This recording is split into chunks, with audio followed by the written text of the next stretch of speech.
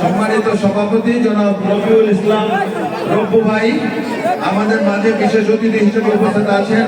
বাংলাদেশের জাতীয়তাবাদী দল পাটগ্রাম উপজেলা শাখার যুগ্ম আহ্বায়ক জনাব আলী রহমান সোহেল উপস্থিত আছেন। বাংলাদেশ জাতীয়তাবাদী দল পাটগ্রাম উপজেলা শাখার আহ্বায়ক কমিটির অন্যতম সদস্য অধ্যক্ষ শওকত হায়াত প্রধান বাবু আমাদের মাঝে উপস্থিত আছেন। জোগড়া ইউনিয়নের সুযোগ্য সন্তান বাংলাদেশ জাতীয়তাবাদী দল পাটগ্রাম উপজেলা শাখার আহ্বায়ক কমিটির অন্যতম সদস্য জনাব বাদশাহ জাহাঙ্গীর চব্বল উপস্থিত আছেন।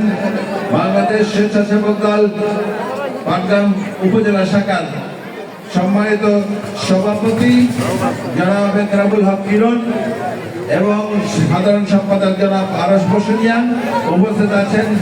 পাটগ্রাম পৌর যুব দলের আহ্বায়ক জনাব আনিসুর রহমান উপস্থিত আছেন। যুগ্ম আহ্বায়ক হাবিবুল হক প্রধান লিটন আমাদের মাঝে উপস্থিত আছেন।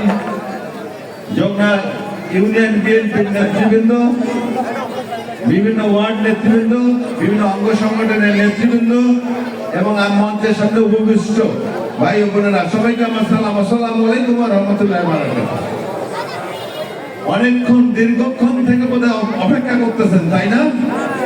আজকের প্রধান আকর্ষণ কি? প্রধান আকর্ষণ কি গান শোনা? বলেন কি প্রধান অতিথির কথা শুনবেন? তা আমি তো এই কারণে আমাদের অনেক নেতৃবৃন্দ কিন্তু বক্তব্য দিতে পারলো না, বঞ্চিত হয়ে গেল। আমি চিন্তা করলাম যে দীর্ঘক্ষণ থেকে আপনারা এখানে সেই বিকাল 4টা-5টা থেকে ওয়েট করতেছেন, অপেক্ষা করতেছেন। এই কারণে আপনাদের ধৈর্য চুক্তি হবে, আপনাদের ভালো লাগবে না। এই চিন্তা থেকে আমাদের নেতৃবৃন্দকে অনুরোধ করে বললাম যে ভাই আপনারা রাখেন, আমি শেষ কথা আমি একটু কথা বলি। আপনারা জানেন আমি দীর্ঘদিন থেকে বাংলাদেশ জাতীয়তাবাদী দলের রাজনীতি করছি। আমি 2018 সালে একটা নির্বাচন করেছি, জাতীয় সংসদ নির্বাচন, এমপি নির্বাচন। যে নির্বাচনে আমি আপনাদের কাছে আসতে পারি নাই, আমাকে আসতে দেওয়া হয় নাই, আমাকে বাধা প্রদান করা হয়েছিল। কারণ আমি যদি এদিকে যাই তাহলে আমাকে কখনো ছাত্রলীগ ধরে, কখনো যুবলীগ বাধা দেয়, কখনো স্বেচ্ছাসেবক লীগ বাধা দেয়, কখনো আওয়ামী লীগ বাধা দিত, আবার কখনো কখনো পুলিশ লীগও বাধা দিত। যার কারণে আপনাদের কাছে আসা হয়নি। এরপরও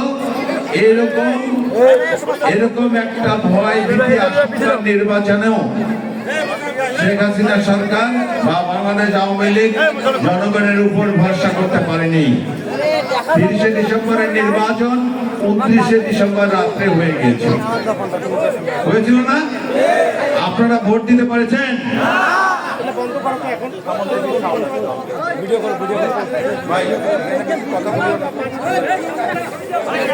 আপনারা জানেন 2009 সালে শেখ হাসিনা সরকার ক্ষমতায় আসছিল।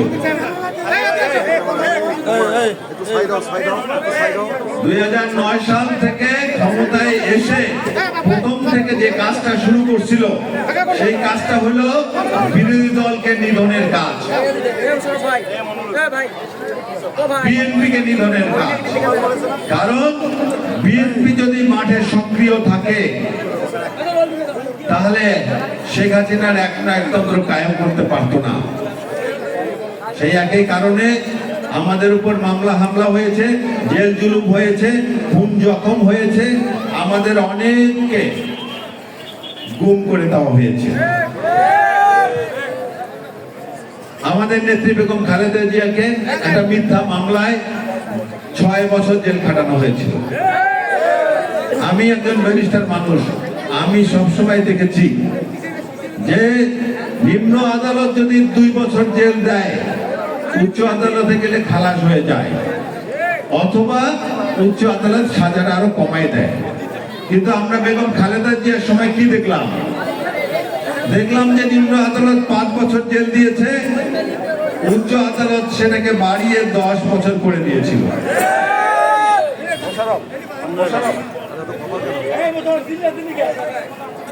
এটা উল্টো হয়ে গেছে। কারণ বেগম খালেদা জিয়া যদি বাইরে থাকতো তাহলে শেখ হাসিনার এই অন্যায়, অনিয়ম, অত্যাচার, নির্যাতন, জুলুমের বিরুদ্ধে প্রতিবাদী হয়ে উঠতো এবং বাংলাদেশ জাতীয়তাবাদী দলের পিছনে সাধারণ জনতাকে নিয়ে আন্দোলন করতে পারত। এই কারণে বিএনপিকে নেতৃত্ব শূন্য করার জন্য পরিকল্পনা করেছিল। বেগম জিয়াকে জেলের মধ্যে রেখেছিল, ভারপ্রাপ্ত চেয়ারম্যান তারেক রহমানকে মিথ্যা মামলায় যাবজ্জীবনের সাজা দিয়ে দেশের বাইরে থাকতে বাধ্য করেছিল। আমাদের মহাসচিব মির্জা ফখরুল ইসলাম আলমগীর সহ যত কেন্দ্রীয় নেতা আছে তাদের বিরুদ্ধে 100-র অধিক করে মামলা। মির্জা ফখরুল ইসলাম আলমগীরের বিরুদ্ধে 122টা মামলা। আমাদের অনেক নেতা আছে, কেন্দ্রীয় নেতা, যাদের 300টা 400টা পর্যন্ত মামলা আছে। হাবিবুর নবী খান সোহেল, রংপুরের মানুষ, তার বিরুদ্ধে প্রায় 400টা মামলা, 451টা মামলা। চিন্তা করেন, একটা মানুষের বিরুদ্ধে যদি 451টা মামলা থাকে, সেটা বাড়িতে আসে কি বালিশটাতে মাথা দিতে পারে, নাকি কোর্ট কাছারিতে দিন রাত কাটাইতে হয়? এইসব করছিল কারণ বিএনপিকে ভয়ভীতি আশঙ্কার মধ্যে রাখে দুঃশাসন চালিয়ে যাওয়া। শেখ হাসিনা সরকার দুর্নীতিতে চ্যাম্পিয়ন হয়ে গেছে। এখন আমরা তাদের দুর্নীতিটা দেখতে পারি। গত বছর 5ই আগস্টের আগে থেকে কিছুটা দেখা শুরু হয়েছিল, দেখেছেন না? এক কাস্টমসের অফিসারের ছেলে 16 লক্ষ টাকা দিয়ে একটা ছাগল কুরবানি ঈদে কিনেছে। গত বছর কুরবানি ঈদে দেখছেন না আপনারা? পত্রপত্রিকায় দেখেছেন, টেলিভিশনে দেখেছেন, ইউটিউবে দেখেছেন। তেমনি করে আমরা একটা পুলিশের আইজিকে দেখেছি, উনি ধরা পড়ার পরে ওনার দেশে বিদেশে হাজার হাজার কোটি টাকার সম্পদ, ঢাকা শহরে অসংখ্য বাড়িঘর।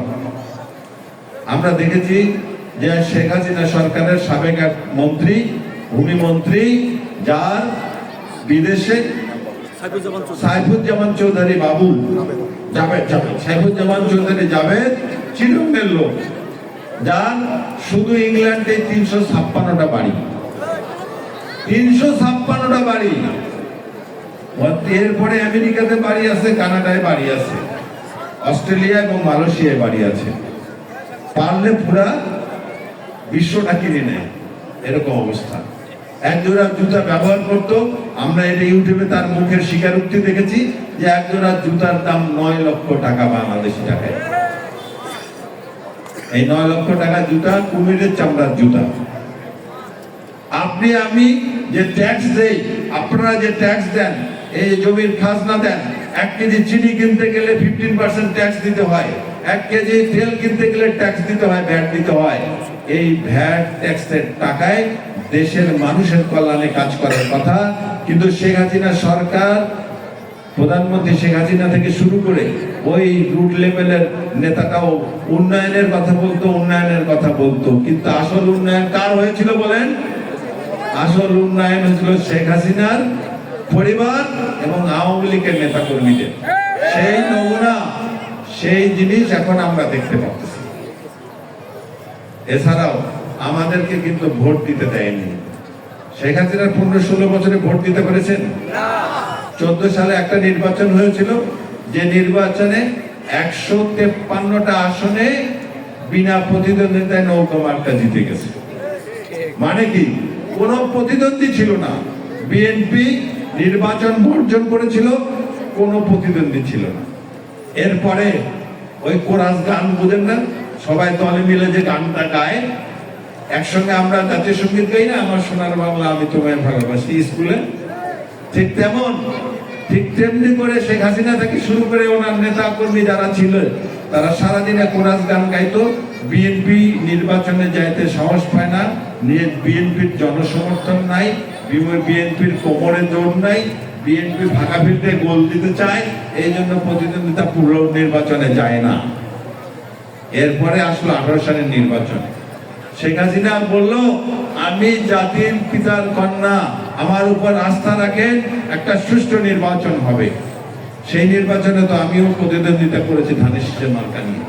এতক্ষণ বললাম যে আমি আপনাদের কাছেও আসতে পারিনি, ভোট চাইতে আসতে পারি নাই। আমরা একটা জনসভা করেছিলাম পাটগ্রাম পৌরসভা টিএন স্কুল মাঠে। সেই জনসভায় ওই সোয়াদপুর ব্রিজের ওখানে পুলিশ দাঁড়ায় আছে, চেক করে কার এনআইডি আছে, জাতীয় পরিচয় পত্র আছে কিনা, না থাকলে পাটগ্রাম শহরে যাওয়া যাবে না।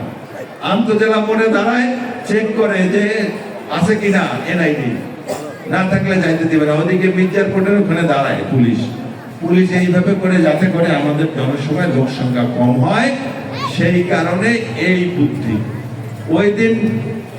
ওই দিন আবার পুলিশের টিম কি বলে, মোবাইল টিম বসে যায়, কি মোটরসাইকেলের কাগজ আছে কিনা চেক করে, হেলমেট আছে কিনা সেই চেক করা শুরু করে।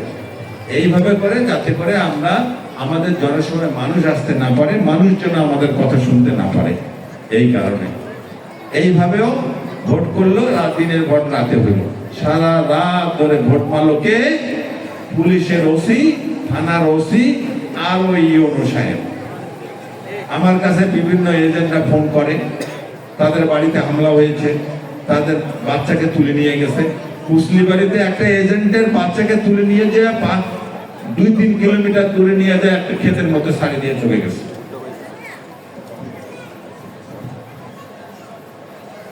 তাহলে এই ছিল অবস্থা। এরপরে আমি খোঁজ দিলাম, ইউনো সাহেবকে ফোন দিই, ইউনো সাহেব কোথায়? বলে আমি বাউড়ায়। তারপরে বলে কোথায়? বলে আমি জোমরায়। তারপরে কোথায়? কুসলিবাড়ি। আর সারা রাত ধরে এই ওসি সাহেব আর ইউনো সাহেব ভোটের বাক্স ভর্তি করে বেড়াইছে। ওনার নাম ছিল আব্দুল করিম ইউনো। পাটা একটা পা খাটো ছিল, আপনারা হয়তো অনেকে দেখছেন না? যাওয়ার সময় আমাকে বলে গেল যে রেজিস্ট্রার সাহেব, আপনার প্রতি খুবই অন্যায় করছি। আমরা কি অন্যায় করছেন? আমরা 27 তারিখ পর্যন্ত ঠিক ছিলাম।